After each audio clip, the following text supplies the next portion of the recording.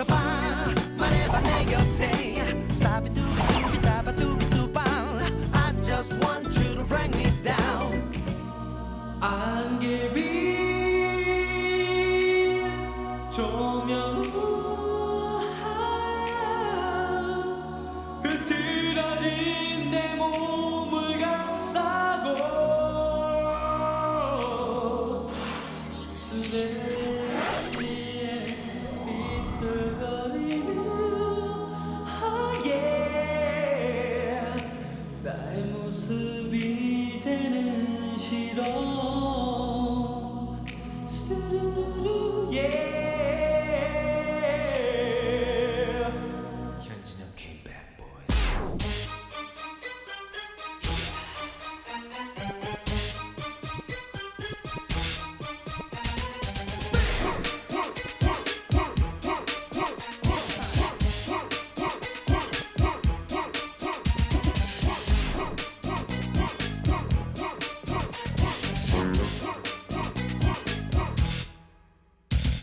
뽀얀 담배 연기 화려한 차림 속에 거울로 비춰오네 초라한 나의 모습 변화된 생활 속에 나만의 너는 잊혀져가고 연인들의 열기 속에 흔들리는 촛불마저 나를 처량하게 만드는 것만 같아 견딜 수 없어 싸늘한 밤거리를 걷다가 무거워진 내 발걸음 흐린 기억 속에 그대 모습을 사랑하고 싶지만 돌아서 버린 너였기에 머물러 버린 너였기에 소중한 기억 속으로 접어들고 싶어 흘러가는 시간 속에 나의 모습 찾을 수가 없어 우리가 흔히 얘기하는 이제 힙합이 굉장히 대중화된 그런 언어가 됐는데 초기만 해도 힙합이란 말을 너무 생소해서 언론에서 쓰길 꺼렸어요. 그래서 그냥 랩이라고 했거든요. 근데 이 랩, 힙합 음악이 흑인들의 거리 문화이기 때문에 그만큼 패션과 굉장히 깊은 관련을 맺어요. 예를 들자면 뭐 똥싼 바지다 해가지고 그렇게 얘기되는데 그런 힙합 바지가 있고 모자, 후드티 그걸 아마 국내 무대에 가장 인상적으로 전해주는 인물이 바로 현진영 씨거든요. 그러니까 음악도 음악이지만 총체적인 힙합 문화를 갖다 우리한테 전했다? 이렇게 얘기할 수 있을 것 같습니다.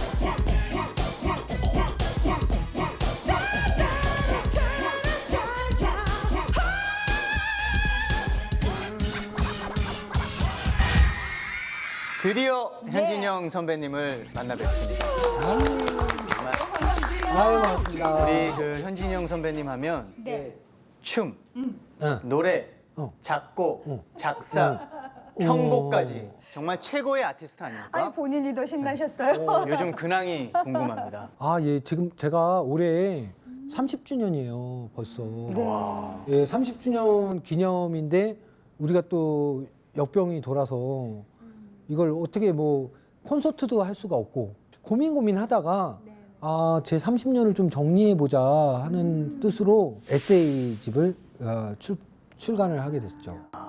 야, 정말 모든 장르에 도전을 하시는 걸 좋아하시나 봐요. 그러면 그 에세이집의 대략적인 무슨 메시지는 사실 제가 이제 많이 롤러코스터를 많이 타고 다녔잖아요.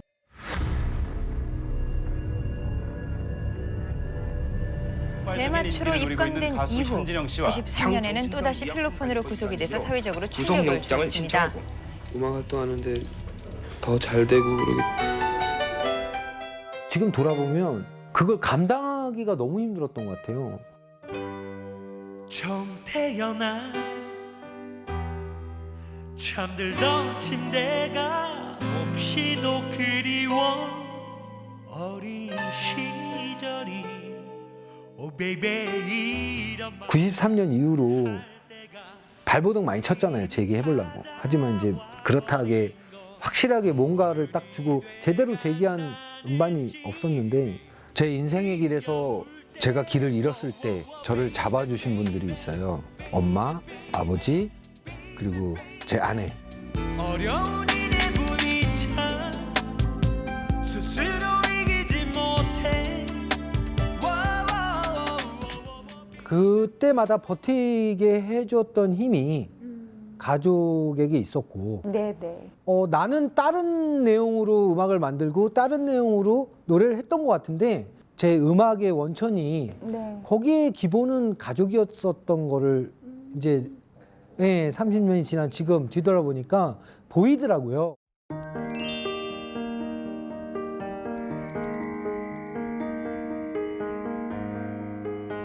본인이 생각하는 가장 전성기는 언제인 것 같아요? 사실 제가 생각하는 전성기는 지금인데 네. 저도 그렇게 생각합니다. 왜냐하면 지금이 마음적으로는 완전 전성기예요. 네. 완전 평온하고 완전 생활도 윤택하고. 근데 이제 여러분들이 보시기에 전성기는 제가 볼 때는 90년부터 91년도에 데뷔하자마자 저는 굉장히 많이 사랑을 받았어요. 그래서 그러다가 잠깐 이제 끊어졌다가 92년부터 93년 그게 완전히 전성기였죠. 제가 또 준비맨 아니겠습니까? 네. 우리 현진영 선배님의 그 화려한 그 수상 기록을 제가 어, 낱낱이 제가 말씀을 한번 하나라도 드려보겠습니다. 빠지면 저 서운할 거예요. 그거는 이제 빠지면 자막으로 나가거든요. 네.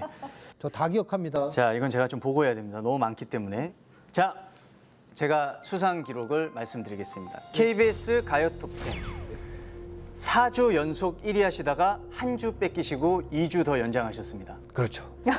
너무 정확한데요? 6주죠, 6주. MBC에서는 네. 9주 연속 1위, SBS에서는 8주 연속 1위를 하셨습니다. 네. 정말 이거 뭐 대단한 기록 이 아닙니까? 흐린 기억 속의 그대가 엄청난 히트를 했잖아요. 엄청난 히트를 했죠. 근데 그 흐린 기억 속의 그대에서 그대는 누구인지. 엄마.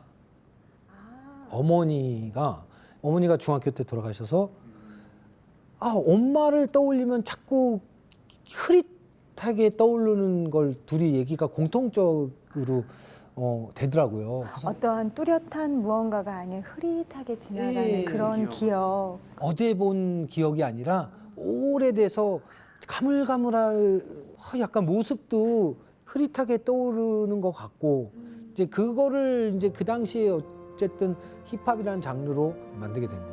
타기준이었던 이탁 씨와 같이 공동 작곡을 한 건데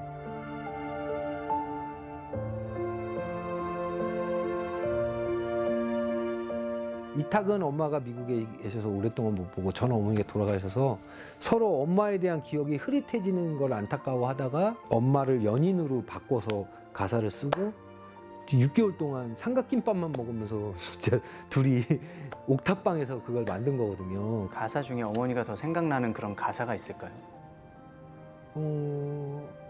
돌아서 버린 너였기에 멀어져 버린 너였기에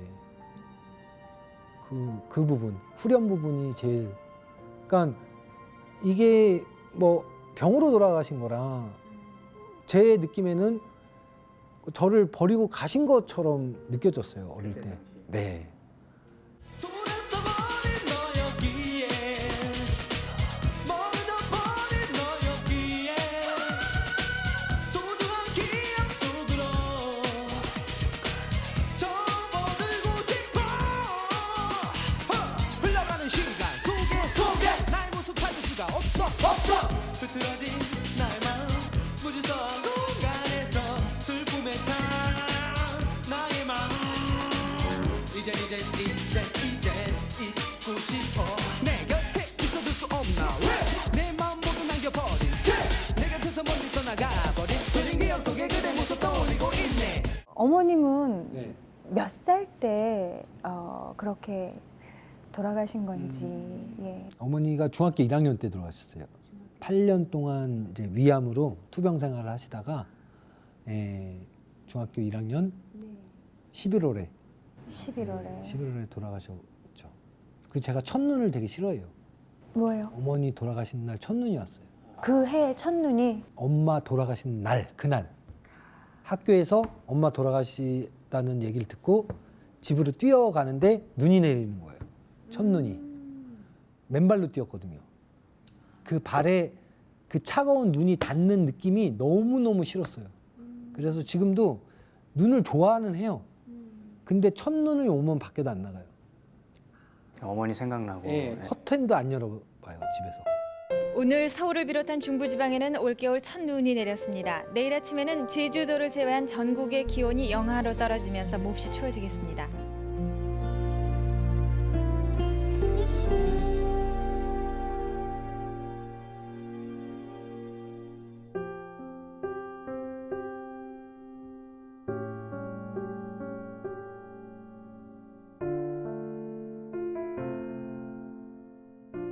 그날 생각 그럼 뭐 나시겠네요. 지금 이렇게 기억을 다 하실 텐데. 나죠. 네. 네, 왜 안 나겠어요. 맨발로 집을 뛰어가면서 생각을 막 했는데 돌아가신 건 아는데 한편으로 이제 막 그때처럼 그냥 기절하신 거겠지. 그렇죠. 믿고 싶지 네. 않죠. 네. 그래서 뛰어가니까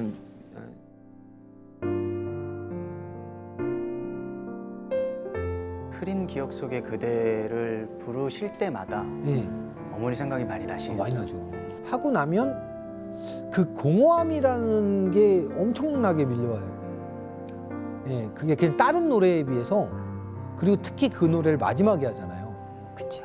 그리움이 무엇 때문에 생기는지를 확실하게 말해주는 계기가 됐던 거죠. 그냥 사랑만이 그리움은 아니구나. 그 사랑에도 되게 여러 가지가 있잖아요. 이 노래 하나에 이제 모든 것을 담고 있네요. 선배님의 그 네. 마음과 그 인생을 담고 있네요. 노래에. 어쨌든 제 인생을 바꿔준 그 음악이잖아요.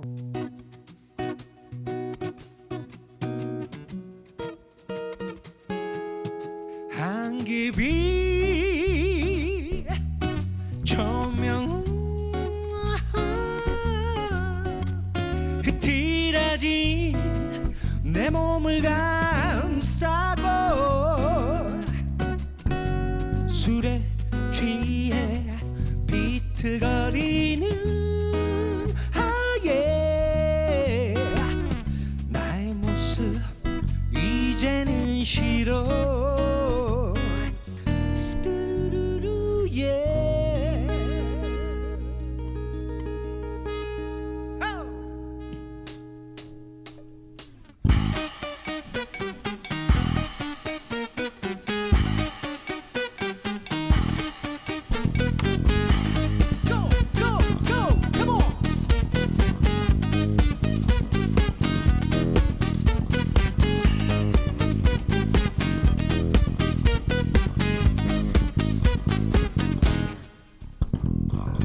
뽀얀 담배 연기 화려한 차림 속에 거울로 비춰오는 초라한 나의 모습 변화된 생활 속에 나만의 너는 잊혀져가고 연인들의 열기 속에 흔들리는 불빛마저 나를 처량하게 만드는 것만 같아 견딜 수 없어 싸늘한 밤거리를 걷다가 무거워진 내 발걸음 기린 기억 속에 그대 모습을 사랑하고 싶지만 Let's go! 돌아서 버린 너였기에 멀어져 버린 너였기에 소중한 기억 속으로 잡아들고 싶어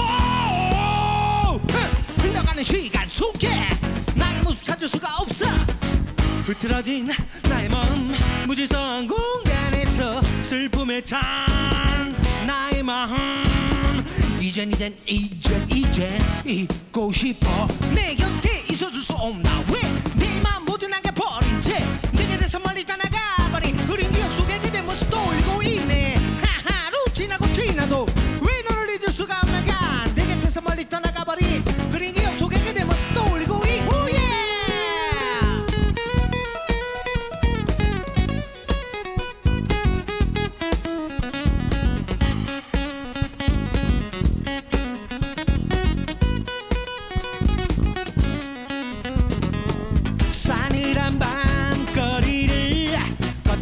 무거워진 내 발걸음 흐린 기억 속에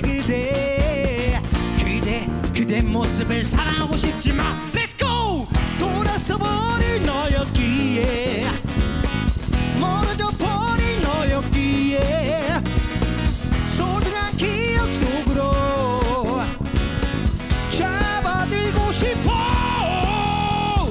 흘러가는 시간 속에 나의 모습을 찾을 수가 없어 흐트러진 나의 마음 무질서한 공간에서 슬픔에 잠 나의 마음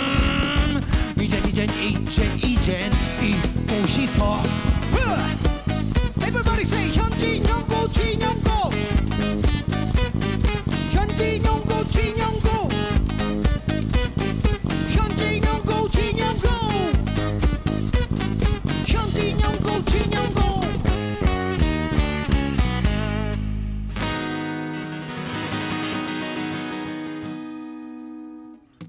그리고 현진영 선배님 하면 이 최초라는 단어가 정말 잘 어울리는 그런 분이시거든요. 맞습니다. 아, 예, 그런가요? 우리나라 최초의 힙합 가수, 최초의 SM 엔터테인먼트 1호 그렇죠. 가수가 되셨습니다. 이수만 선생님의 첫 번째 제자. 어떻게 되신 건가요?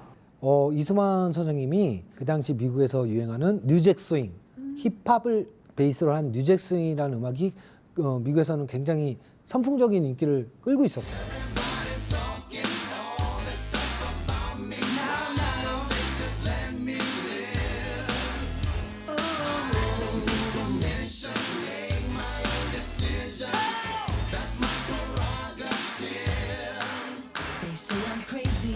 곧 한국에도 들어올 것이다라고 예상을 하시고 야한 여자 슬픈 마네킹을 만들어서 토끼 춤을 출 수 있는 아이를 찾으신 거예요. 그러니까 저를 찾아서 슬픈 마네킹 야한 여자를 만들어서 토끼 춤을 한 게 아니라 다 짜놓은 밥상에 그러니까 숟가락만 찾으신 거예요.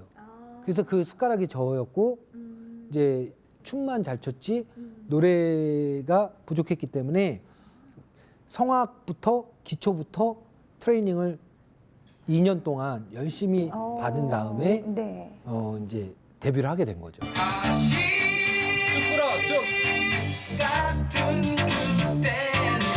춤추는 사람 가운데서 노래를 잘하는 사람을 고르게 되다 보니까 현진영이라는 친구를 고르게 됐고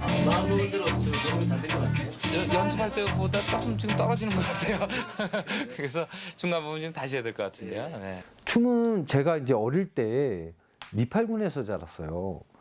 한남동의 유엔빌리지라고 동네 친구들이 전부 이제 흑인 친구들이 많았어요. 그래서 이제 노는 게 랩하고 막 브레이크 춤추고 동네에서 그런 어린 시절을 보내갖고 댄서 생활을 했죠. 중학교 2학년 때부터 뭐 이태원에서 거의 뭐 탑이었죠. 턴 돌면 한 14바퀴씩 돌고 윈드밀이라는 그 춤이 있었는데 손을 찝고 한 바퀴를 돌고 멈췄다가 또 다리를 또 이렇게 풍차 돌기 있잖아요. 그걸 그렇게 하던 시절이었어요. 근데 저는 이미 손을 놓고 그냥 돌고 있었어요.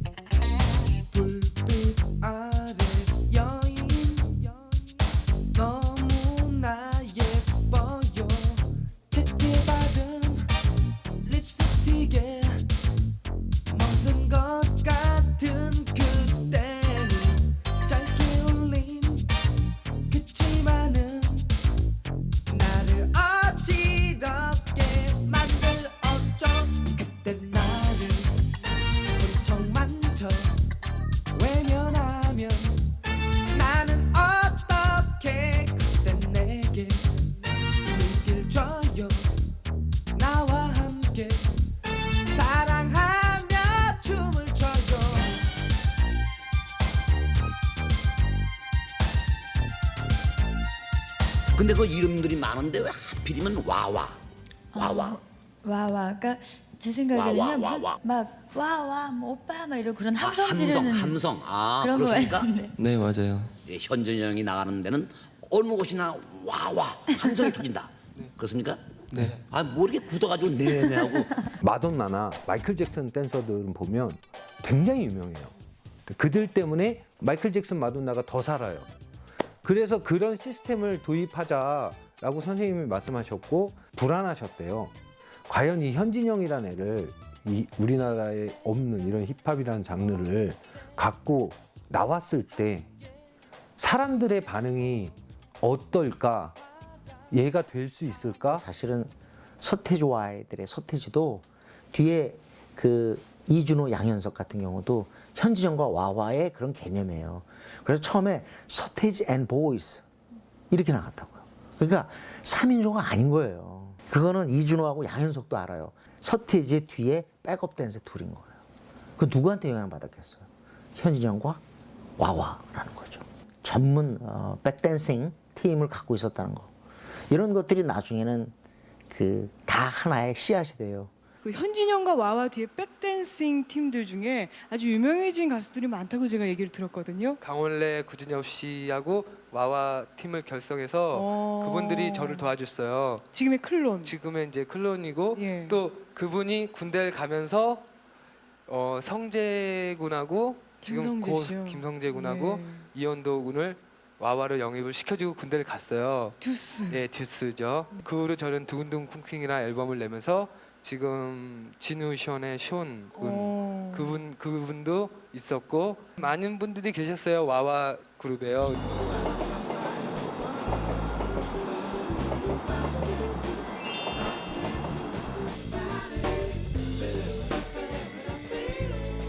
아니 우리 아버님께서 최초라는 그 단어가 또 선배님처럼 또 네. 어울린다라는 그런 얘기가 굉장히 있어요. 유명하신 분이라고 얘기 들었어요. 1세대 재즈 피아니스트셨고 또 이제 트리플 A라는 미팔군 최초의 빅밴드를 만드셨던 분이고 예, 거기 뭐 신중현 선생님, 이봉조 선생님도 다 그 와. 악단에서 활동을 하셨던 걸로 이제 얘기 들었어요. 또 우리나라의 가요와 재즈를 접목한 앨범을 최초로 또 내신 연주자가 그 당시에는 이제 앨범을 내는 거는 쉽지 않았던 경음악처럼. 네 그런 앨범을 내셨더라고요. 4장인가 5장.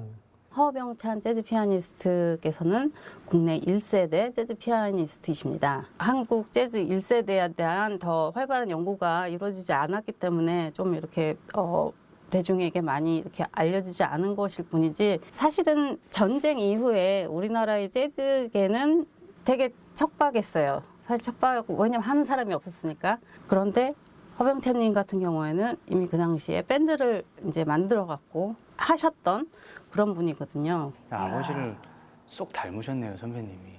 근데 어린 시절에는 아버님이 그냥 음악만 하셨지 그렇게 밖에서 활동을 하시는 유명한 분이신 걸 모르고 그냥 어린 시절을 지내신 거 아니에요. 그렇죠. 와 완전 철부지 개구쟁이였던 것 같아. 그러면 선배님 기억 속에 아버지는 어떤 분이셨어요? 그냥 뭐라 그럴까 좀 엉뚱하신 분? 예, 좀 정상이 아니신 분? 네.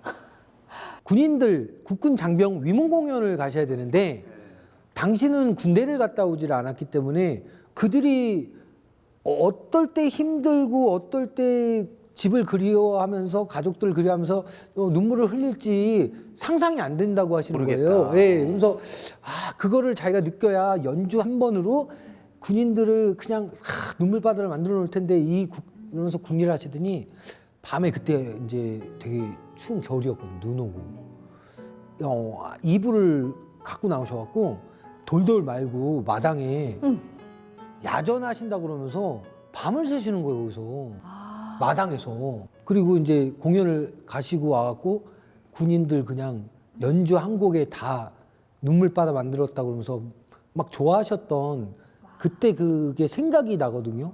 근데 그거 보고 내가 참 저 아버지지만 참 진짜 이상한 분이다 이런 생각을 했는데 그 짓을 어느 날 보니까 내가 하고 있더라고요. 그 무념무상이라는 노래 만들 때 그 무념무상이라는 노래가 그 소외된 계층, 절벽 끝에 서 있는 그 사람들의 입장에서 일부 몰주식한 정치인들이나 권력자들이나 그 사람들한테 막 울부짖고 항의하고 막 이런 내용이에요. 그들을 대변하는 노래인데 어떻게 표현을 해나 고민하다가 저한테 절벽 끝이 제일 먼저 떠오르는 거는 이제 노숙하시는 분들이 제일 먼저 떠올랐어요. 그래서 그냥 무작정 서울역 가서 한 달 동안 그분들하고 노숙하면서 그분들 얘기 듣고 그분들이 어떻게 사는지 보고 그러고 만든 게 이제 무념무상이에요. 걷다고서 가는 마음 역겨운 듯해도 아직도 몸과 마음을 따로 놓으셨습니까? 부귀왕명에 갖고 싶음에도 부질없는 욕심인걸 누구든 언젠가는 바람 타고 떠밀려. 거기 이제 잘못 누웠다가 귀도 물어뜯기고, 예, 그리고 뭐 아침에 무료급식소에서 줄 잘못 섰다가 식판으로 맞고, 뭐 이런 과정이 있었는데 한 2주 정도 지나니까 그분들이 마음의 문을 열고 저한테 본인들의 얘기를 해주신 거예요. 노숙인 분들도 요 공간 안에서 자기들대로의 규칙을 지키면서 아무 잡음 없이 사는데 왜 세상에 욕심 많은 사람들은 그 법도 못 지켜서 서로 아웅다웅 싸우면서 사나, 이런 그 체험. 상황이 눈에 보이기 시작하면서 스토리가 바뀌면서 무념무상이라는 아무 생각 없이 그냥 내가 사는 길을 내가 걸어가야 된다, 이런 뭐 걸로 바뀌었죠. 근데 그게 과정이 꼭 아버지가 제가 어릴 때 했던 거하고 그거를 이상하게 봤던 어린애는 나중에 어른이 돼서 그걸 똑같이 하고 있으니까.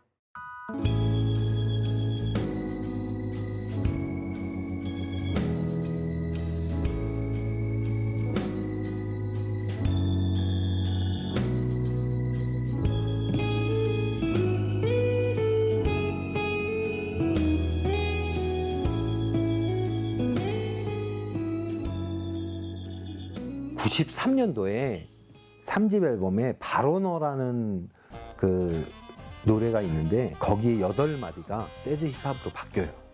중간에.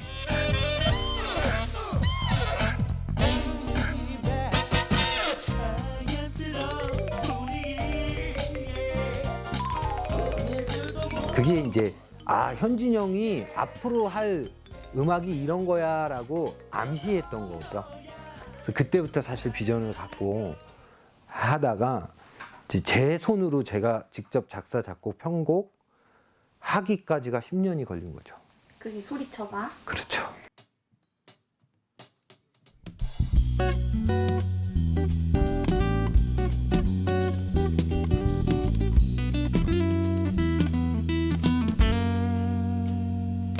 소리쳐봐 말해봐 내 곁에 사비두비두비다바두비두바 I just want you to bring me down 떠들어봐 마음을 닫지 말아봐 세상을 바라봐 삶이 구비구비 전부 다르지만 I just want you to bring me down 이제 너도 나를 바라보라고 살아가는 길을 되짚어 서봐 아픔이 수많은 밤마다 있었니 기와가 행복 찾아 가버린 많은 시련을 우리 스쳐가지 부딪혀봐 다가와 내 곁에 사비두비두비다바두비두바 I just want you to bring me down 꺼내봐 내밀어봐 모두 나와 나눠봐 전부를 걸어봐 삶이 돌고 돌아가서 모르지만 I just want you to bring me down 무릎 꿇지 마라 누가 뭐래도 Every time 넌 고민하고 있잖니 Every time 넌 어떤 길로 갈까 망설이네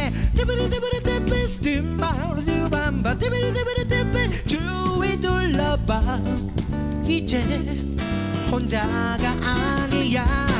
yeah!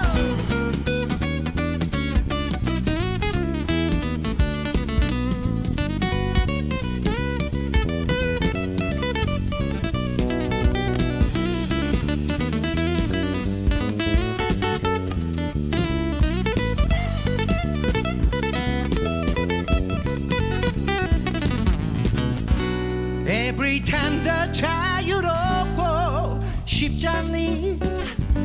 Every time 더 높은 곳을 향해 날고 싶니. 꿈이 있잖아. 이제 내 손을 잡아봐. 부딪혀봐. 다가와 내 곁에. 사비두비두비다바두비두바. I just want you to bring me down. 꺼내봐 내밀어봐. 모두 나와 나눠봐. 전부를 걸어봐. 삶이 돌고 돌아가서 모르지만 I just want you to bring me down. 무릎 꿇지 마라 누가 뭐래도. Yeah! 너를 사랑해 you're mine. I just want you to let me know. 혼자만 겪는 고통. Free my soul, am I to let me? I just want to let me know. I count on you. I free my soul. I by my side. 모든 건 전부 내게 걸어줄게. Why? Just want you to let me know. They know they're mine. I do ba do ba da do ba. I do ba do ba da do ba.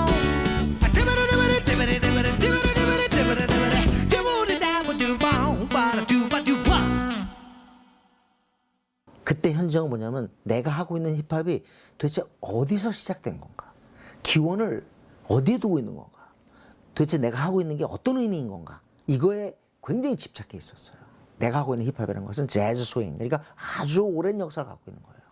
재즈 스윙에서 발전돼서 지금까지 내려온 것이다 라는 것을 알아냈고 또 그걸 갖다 음악적으로 접합을 했어요. 그 아버님의 영향이 많이 컸던 거죠? 그거를 무시할 순 없죠. 네. 그러면 이 소리쳐봐 이 노래는 현진영 씨에게 어떤 의미의 곡인지. 이 노래는 그 아버지와 함께한 시간 속 가족이라는 의미가 엄청나게 크게 있는. 왜냐하면 가족이 뭉치니까 못 헤쳐나갈 일이 없구나. 그리고 저한테 현진영이 정말 재기했어 라고 말할 수 있는 상황을 만들어준 음악? 아버님이 정말 혹독한 선배님의 음악 선배로서의 역할을 해주신 거 아닌가요? 그렇죠. 소리쳐봐 할 때는 그랬어요. 나는 솔직히 흐린 격수의 그대 처음에 들려줬을 때 반응이 어땠냐면 괜찮네, 좋아. 이 정도였는데 진짜 소리쳐봐는 네. 이러면서 이제 몸을 숙여가시면서 본인이 당신이 피아노 쳐서 찝어보고 코드 진행도 아버지가 막 참견하시고 막 이렇게 하실 정도로 애착을 하셨는데 막상 녹음을 하니까 계속 다시 하라고 하시는 거예요. 근데 하루는 네가 무슨 재즈 뮤지션이야, 겉멋이 이렇게 들어갔고 야 다시 해. 그럼 이게 뭔지 모르잖아요. 그다 진짜 편곡부터 해서 녹음만 40번 넘게 하니까 제작비가 음반을 한 4-5장 내는 돈이 들어가는 거예요. 녹음실 비용만. 한 곡 하는데. 그 한 곡을 한 40번 넘게 하니까 너무 화가 나는 거예요. 아버지하고 싸웠어요. 엄청. 돈을 쓰다가 이제 나중에 빚까지 지게 된 상황이니까 이게 험한 말이 나오더라고요. 근데 이제 더 험한 말이 아버지한테 왔죠. 그래서 서로 험한 말을 주고받으면서 전화를 끊었어요. 그러고 이제 너무 이제 화가 나서 씩씩거리면서 잠이 드는데 다음날 아침에 아버지가 지금 돌아가실 것 같다고 전화가 온 거예요. 갔는데 이제 뇌사상탈 오셔갖고 심근건색으로 그래갖고 돌아가셨는데 나중에 아버지가 돌아가시고 아버지 유품에 그냥 낡은 박스에 매직으로 이렇게 탁 써 있는데 제가 분명히 현석이에요. 현석이 코드 스케일 학습 테이프 이렇게 써 있는 거예요. 그걸 딱 여는데 테이프이 몇백 개가 다 낡은 테이프이 있는 거예요. 진짜 눈물을 태어나서 그렇게 많이 흘려본 적이 없어요.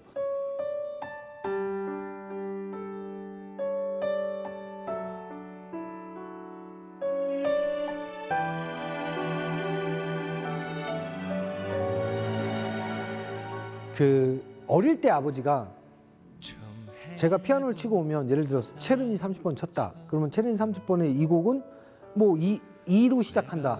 그럼 아버님이 이 코드를 찍고 야 네가 오른손으로 마음껏 쳐봐 이러시는 거예요. 그래서 막 이제 어린 나이에 막 그냥 막 느끼는 대로 쳤어요. 근데 아버지가 생각하는 만큼의 도달이 안 되면 그날부터 다음날 학교 가기 전까지 계속 뭔가 재즈 음악이 그냥 잘 때도 나와요.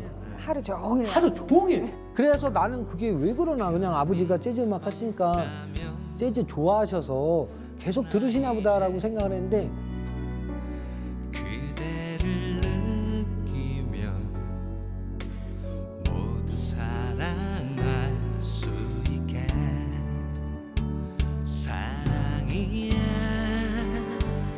이런 거야 조용히 다가옴을 느끼죠 사랑이야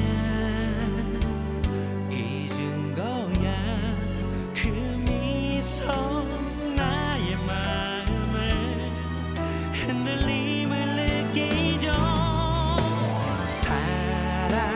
사랑이란 이런 건가요 외롭고 힘들어도 곁에 있어준다면 모든 걸 잊게 되는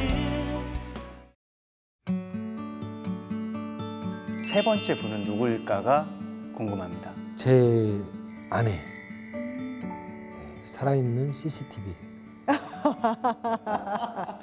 이거 지켜보고 계시나요? 네, 항상 지켜보시죠. 지금은 제가 굉장히 편안하게 모든 일상을 정말 맑고 바르게 살아가고 있는데도 불구하고 네. 노심초사 항상 물가에 내놓은 아이를 보듯이 그렇게 많이 걱정을 하세요. 사실 좀 많은 분들이 다 아실 거예요. 상당히 유명한 정말 한 남자의 인생을 올바르게 이렇게 쫙 같이 함께 해온 그런 아내의 이미지가 있잖아요. 두 분의 그 러브 스토리가 좀 궁금하지 않으세요? 어떻게 만나시게 됐는지. 운동을 하려고 이제 헬스클럽을 갔는데 사이클 자전거 타는데 여자분이 미모가 막 빛나는 후광이 책을 이렇게 보시면서 자전거를 타시더라고요. 책까지. 예, 너무 교양 있어 보이고 그래서 책 한 권만 빌려달라고 그랬죠. 네. 그때 또 선뜻 빌려주시더라고요. 한 몇십 권을 빌려서 안 줬어요. 그랬더니 일부러. 깜빡했네요. 그럼 어디서 배워 드릴게요. 이래서 이제 처음 밖에 그 커피숍에서 만나면서 책을 한 권만 드렸어요. 그때 책은 몇십 권 빌려가셨는데 왜 한 권만 주세요? 그래서 제가 손이 많이 약해서 한 권만 갖고 왔다고. 한 권씩 해서 한 3, 40번의 만남을 가졌죠. 정이 들 수밖에 없네요. 근데 얘기 들어보니까 현진욱 씨 나름 되게 귀엽지 않아요? 계획적인 남자시네요. 저는 진짜 아내를 못 만났으면 지금 이렇게 생각해 보면 이 세상에 없을 수도 있었겠다라는 생각을 해요. 진짜로. 그만큼 위태위태했었고 이제 4집 앨범을 준비하고 있던 시기에 앨범이 발매되는 날 와이프가 정신병원에 보냈어요. 저를 강제로. 갑자기요? 예. 너무 힘들어 보였대요. 현진욱 씨가? 네, 공황장애 우울증이 엄청 아주 극에 달아갖고 이 사람은 그 병원에 안 보내면 큰일 나겠다라는 생각이 들었대요. 그래서 발매하는 날 병원에 들어갔어요.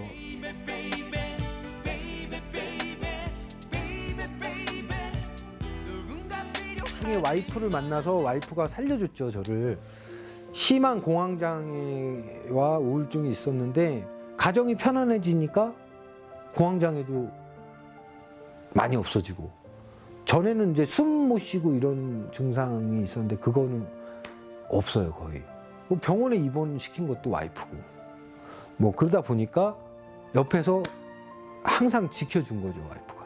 그러니까 내가 돌발적인 상황이 일어날 때 와이프가 제지하고, 지금도 어떤 상황에 말하기 전에 2번 이상 생각을 해요. 그 버릇이 생겼어요. 가수 현진영 음악적 생활의 원동력은 뭐예요? 인간 현진영에게는 와이프가 원천인 것 같고, 음악인 현진영은 저죠. 원동력은 저죠. 제 인생의 가장 큰 나침반은 저죠. 예. 제가 저를 믿어야 앞으로 남은 제 인생에 길을 잃지 않을 거 아니에요. 그래서 제가 제일 큰 나침반이에요. 저를 위해서 음악하고 제가 행복하기 위해서 음악을 하는 건데, 저를 보고 같이 행복해주면 그게 그분을 위해서 하는 거하고 똑같은 거예요. 재즈 힙합을 계속 할 예정이고, 제가 하는 음악 생소하시더라도 응원 많이 해주시고, 이게 또 듣다 보면 또 처음 듣는 장르 음악도 듣다 보면 정이 가요. 그냥 지금 여러분들 곁에 있을 때 조금 더 많이 관심 가져주시고 응원해 주시기 바랍니다. 현진영 화이팅! 대중가수는 대중과 함께 가는 것이기 때문에 인기도 중요하죠. 하지만 내가 무엇을 하고 있고 내가 어디에서 시작되는가를 알아야만이 좀 더 창의적인 곳으로 향할 수가 있는 거예요. 우리가 현진영한테 배워야 되는 건, 우리는 그냥 막연히 그냥 미국의 힙합을 갖다 와서 이렇게 전한 게 아니라 결국은 이게 시작이 무엇이며, 그리고 힙합의 기원은 뭔가를 알고 나는 이런 것을 갖다가 제대로 해야겠다라는 그런 일종의 생각. 저는 이게 뮤지션십이라고 생각해요. 음악가는 그런 게 있어요. 그런 어떤 마인드셋, 이런 것들이 중요하다고 생각하는데, 저는 현진영한테 많은 후배 뮤지션들이 그런 거를 배웠으면 좋겠어요.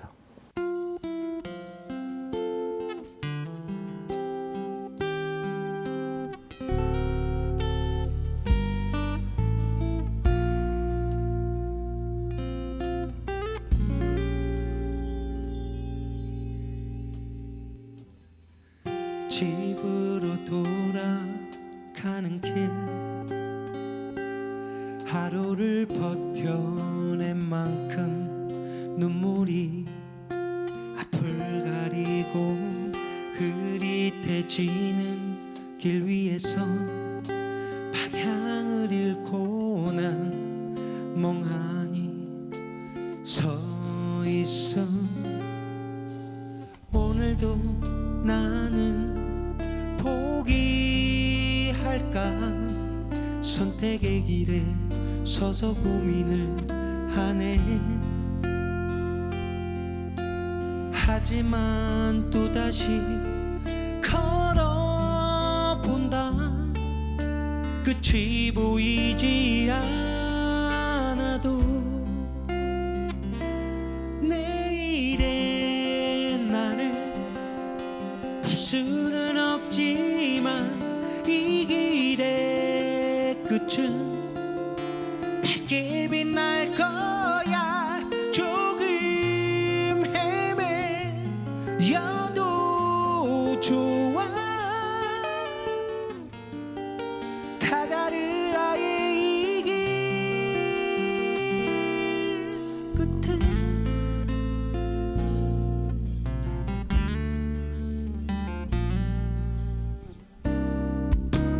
어제는 어떻게 버텼는지, 또 오늘은 어떻게 해야 할까.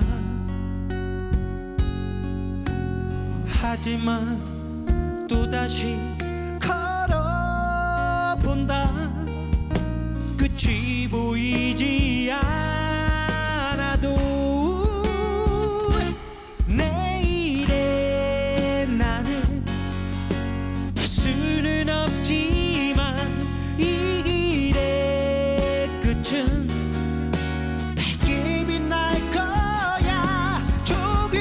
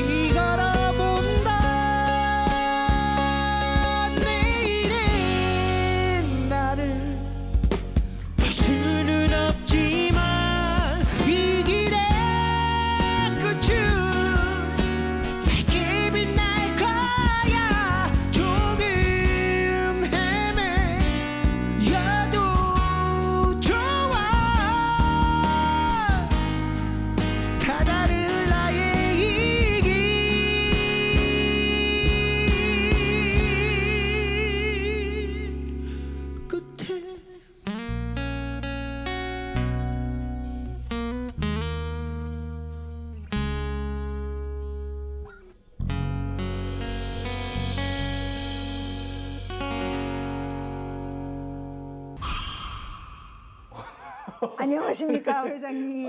아, 잘